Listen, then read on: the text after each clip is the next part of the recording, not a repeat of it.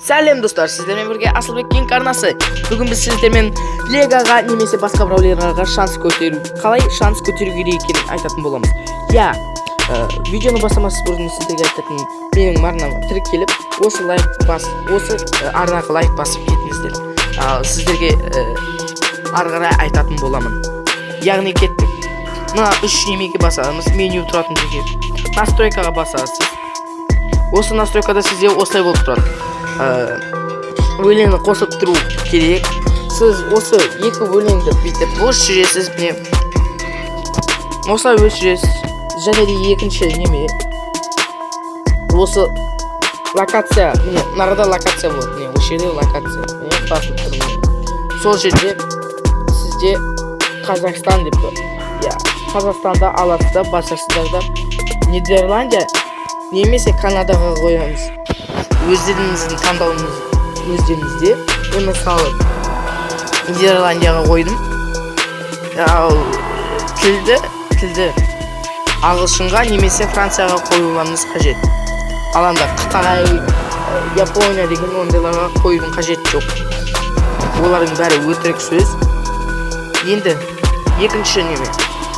Егер сізде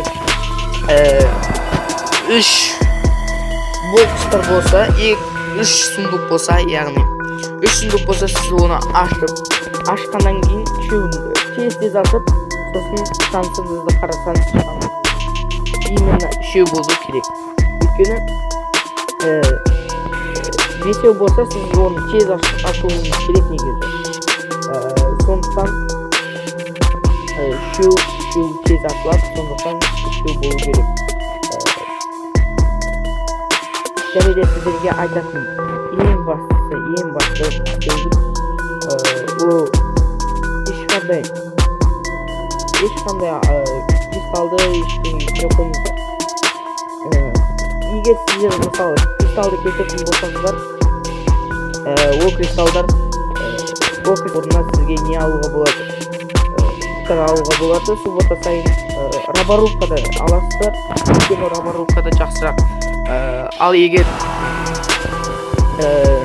басқа нәрсе роборубка емес, басқа бір өзіңіз жалғыз ойнайтын ойын болса, сол билетке ойнайтын, онда сіз оны алмақ қойыңыз. Себебі роборубкада көп береді, немелерді, жетондарды көп береді. Сондықтан да олар осы роборубкамен жақсы көтеріледі. Сосын сіздерде кристалл жинағаннан кейін, яғни гем жиналғаннан кейін, сіз оларды сатып аласыз. Неге сатып аласыз?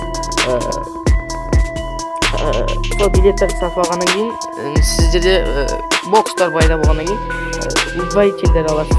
Осы сол кезде сразу удвоителдер аласыз. Сосын ашып жүресіз. И содан кейін қайтадан жинайсыздар. Сосын удвоителдерді аласыз. Келесі жолы қайтадан билеттер алған кезде сізге одан сайын екеселенген түсетін болады. Мысалы, не түседі десеңіздер, қараңыздар, сіздерге түседі. Маған, яғни Кристина сол немес түсті. Маған мен ойнап атқан спайк түсті. Міне, спайк. Оны қалай түсірдім? Мен оны роборубкада 40 жинадым. 40 негізі өзін жинаған 31, оны сақталдым. Міне.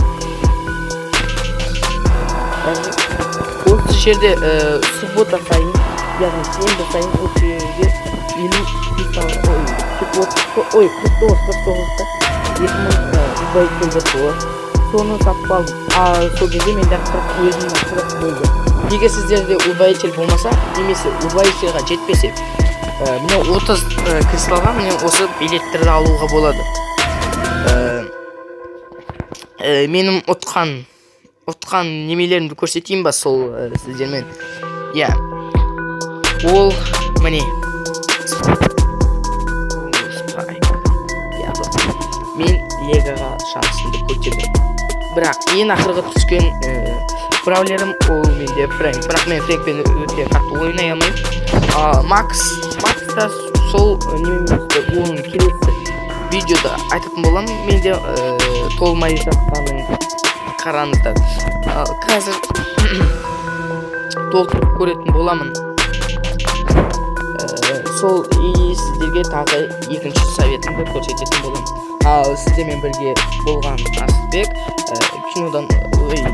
Видеодан алыстамаңыздар деген осы видеомды барынша тез болуға тырысатын боламын.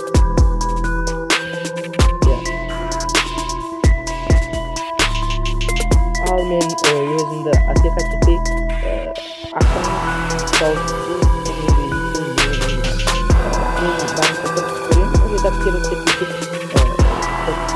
тез болуға.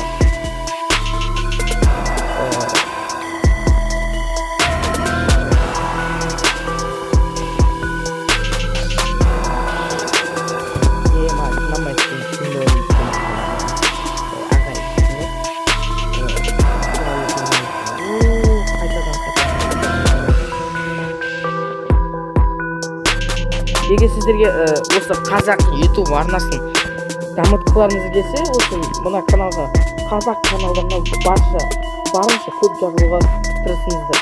Өйткені қазір орыстарды қараңыздар, орыс ұлттары көп ойнап жатыр. Олар өте қатты өздерінің немесін дамытып жатыр. Егер біз осы солай қазақ Brawl Stars'ын көтеретін болсақ, бізде турнир ашылатын болады. Турнир дегенде ол басқа ютуберлер болады ғой, өзінің орыстарда российский немелер өткізетін болады. Сол секілді біз де өзіміз өткізе алатын боламыз.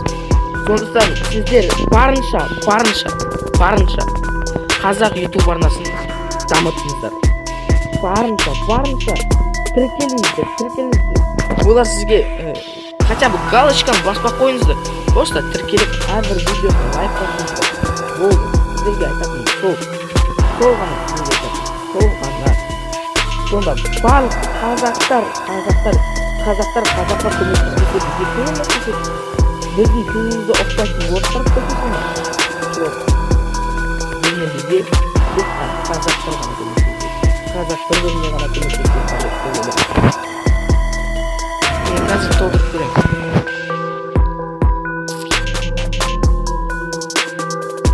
Қайтадан 20. Егер сіздер менімен бірге ойнағыларыңыз келсе, осы менің нигімімді қарап алыңыздар. ID-имді көріп алыңыздар. Және клубымды қараңыздар. Клубымды қарап алыңыздар. Ал бірлез енді патымызды ойнай кетейін. Сосын көрсететін боламын, қалай шанс көтеріле алу керек екен. Ол бірақ сундықпен байланысты. Енді сіздермен сундық арқылы көрсететін боламын. Егер ойлаңыздар, қазір маған бір нәрсе, онда видео бомба болады. Бомба.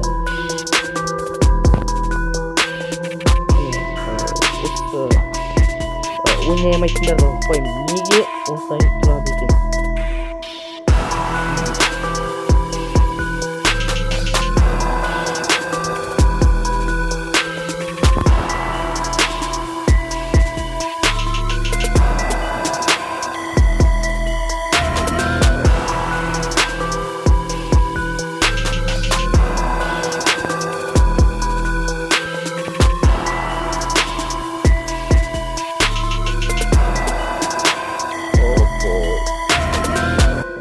Барримен ойнап жүрген вообще ойнай алмайды.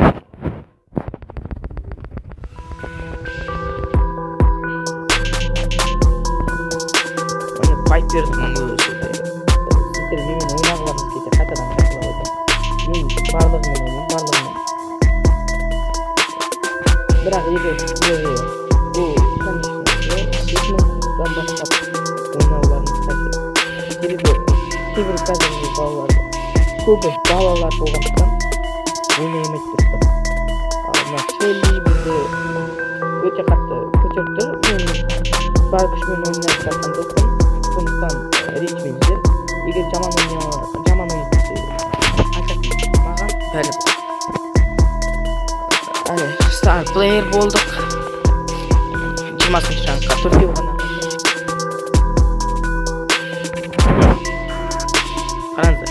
Осы сіздерде мысалы 20 сол толғаннан кейін сенбі күні ойнағаннан кейін 20 еме болады иә. 20 болу қажет тиіс. Сосын сіздер аяғына тез ашарсыз. 20-дан 10-ға дейін тез ашарсыз, барынша тез ашарсыз. Енді аяқ жағында міне былай секіріп қалады, секіріп қалған кезде секіріп қалады ғой. Мысалы сундук секіріп қалған кезде ашатын боласыз. Анау секірді, енді жаңа секіріп. Мысалы қазір маған ештеңе түспейді, өйткені ең ақырғы немеде Маркус пен Фрэнк арасы бір күн болды, бір-ақ күн болды. Сіздерге шын айтамын. Ал сіздермен болған Асылбек киноканасы. Иә, тіркеліңіздер. Қазақ ютубын дамытыңыздар. Өйткені қазаққа қазақ көмектесу қажет деп ойлаймын.